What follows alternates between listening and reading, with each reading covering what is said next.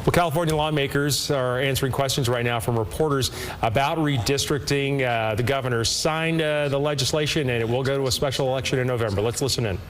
In his state, Representative Wu of Texas said it would be nice if California could have our back, if you could just say a few good words that we're watching what's happening in Texas.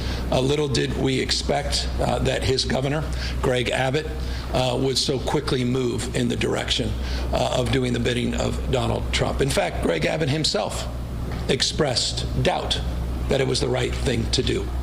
All the reporting that came out after that first phone call of Trump, he wisely and appropriately expressed doubt. But no sooner did he do that, he started to reconcile that he had to do the bidding, as did those in the Texas legislature of Donald Trump. In fact, Trump went so far to say he's quote-unquote entitled to 5 seats in Texas. I imagine he's making similar calls all across this country. We know he called the vice president and sent him not to memorials of those that lost their lives in the floods in Texas, but sent him to Indiana, now running around the streets with the Secretary of Defense and Stephen Miller and militarizing the streets of another great American city, Washington, D.C. So we're here at a moment with deep sobriety, recognizing that we need to reconcile this moment. But we're going to meet the moment not just with rhetoric, but through action. We're not just identifying a problem. We're actually trying to solve a problem. And it's a problem of their making. This was not a press conference we intended to have. This is not an action the legislature intended to advance. This is not an election we expected to be holding on November 4th. But they shot the first bullet. They took an action in Texas, and we're responding to it. And I continue to make this point. We're no longer hand-wringing and debating on whether or not we should play hardball in response. It's how now.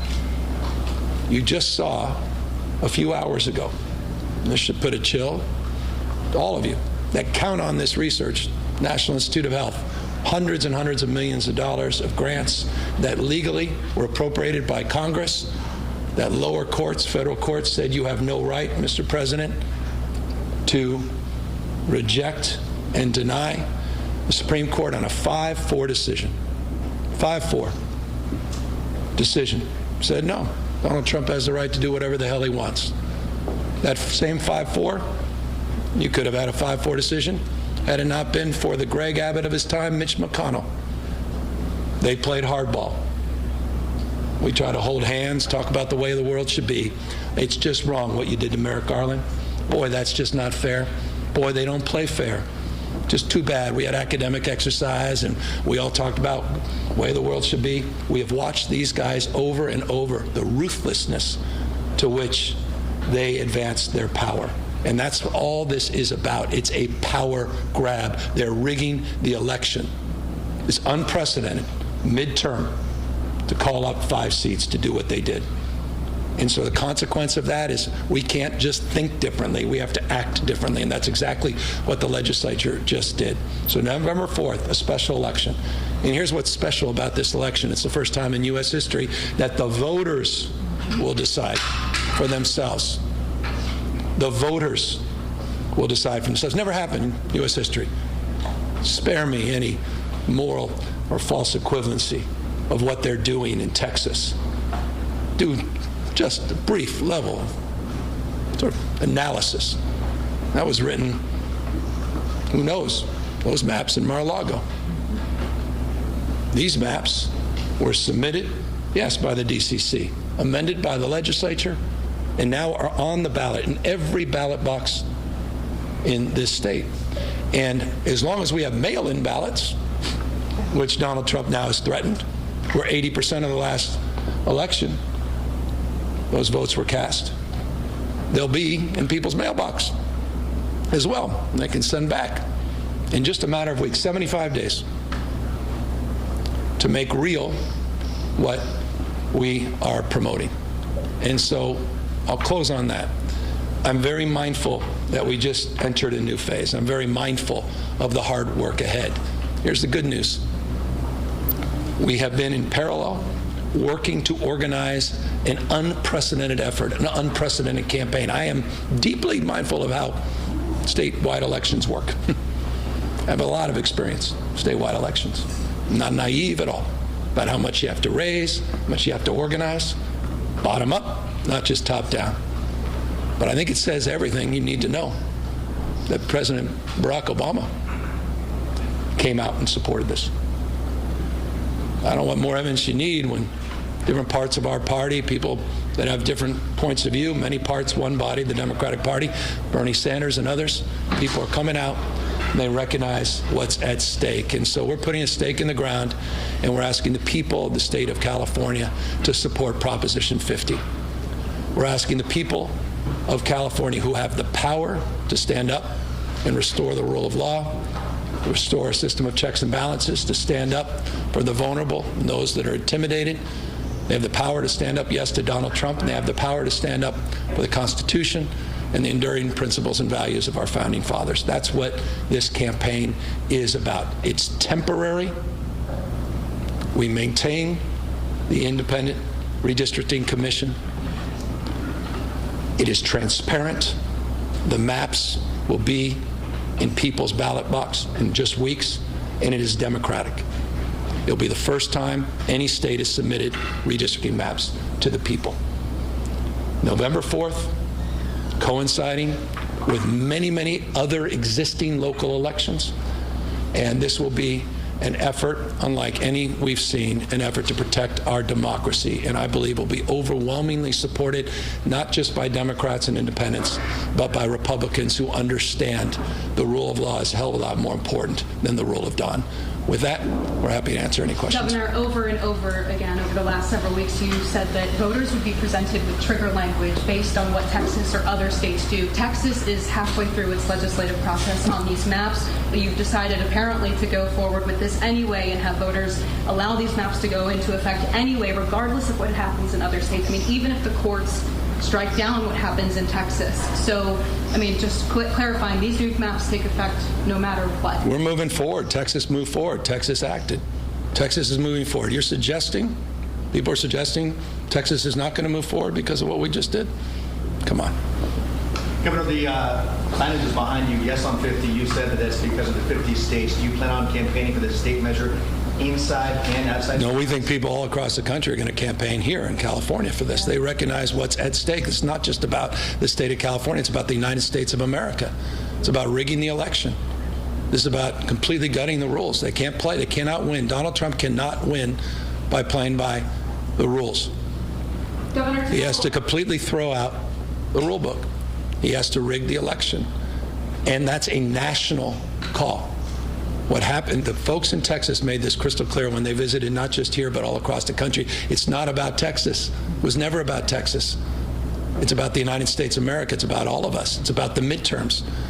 It's about a branch of government that has completely abdicated any responsibility role. I mean, where the hell is Speaker Johnson? What? I mean, seriously, no oversight. He's trying to crush the courts, and he's trying to eliminate any oversight whatsoever. He's got masked men showing up at events. One of the largest private armies in the world that took an oath, increasingly it appears, take an oath to Donald Trump, not to the Constitution, with Border Patrol showing up and intimidation tactics. They will show up, watch this space, at voting booths and polling places across this country. He has federalized the National Guard, not just in LA, where they're still doing nothing. Talk about waste and abuse of authority and power. And they're there federalized what? Through Election Day. You think they're not going to be sent out in other American cities in and around Election Day? And now he's trying to get rid of mail-in balloting. What more evidence do you need? He'll get rid of your job if you say something wrong. How could I possibly say that? Ask ABC, ask CBS, ask the Paramount deal. He doesn't like what you're thinking or saying because you have an independent thought. He'll try to gut the programming dollars, not just as it relates to PBS or some other network or program, but he's going after institutions of higher learning. Ask the folks at UCLA, $1 billion extortion. Look what he's doing, the Smithsonian. He's quite literally rewriting history. The United States of America today, he's rewriting history. Where the hell are you all? Why aren't we outraged about that? Censoring historical facts. It's happening right now in the United States. Wake up.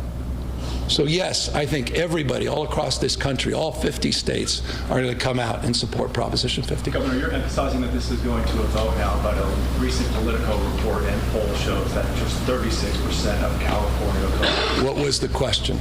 approve of lawmakers doing the redistricting. Yeah, as we do, we're affirming the redistricting in this initiative. We're actually affirming it. To persuade voters that the lawmakers should be doing the redistricting. Well, the good news is you're going to be updating that question with the actual polls that poll the actual ballot initiative.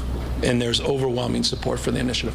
Governor, what is the plan if voters reject this? Well, what I'm worried, and forgive me, what is the plan of voters? Look, we the people, we're going to do everything in our power to win this thing, and we're giving the people. We trust the people of the state. We trust the people. They obviously scared to death of them, and in 1600 Pennsylvania Avenue, that's why he's rigging the system. They're scared to death of the people in Texas. That's why Greg Abbott would never submit this to the voters. We're going to do our best to make the case temporary, transparent, democratic case in response to what has just occurred and what likely will occur in other states over the course of the next few weeks. And failure is not an option. But what I'm sorry. All right, so this news conference goes on, the What back did and he forth say? between the governor and members of the press there gathered. Governor Newsom, classic Newsom, railing against Republicans and Donald Trump, and of course talking about the state of Texas, which has voted to redistrict so they could add potentially 5 more Republican members to the House of Representatives in Congress. And that, he says, is why California is doing what it's doing. Bottom line, there will be a special election November 4th. in November that they're estimating could cost about $200 million.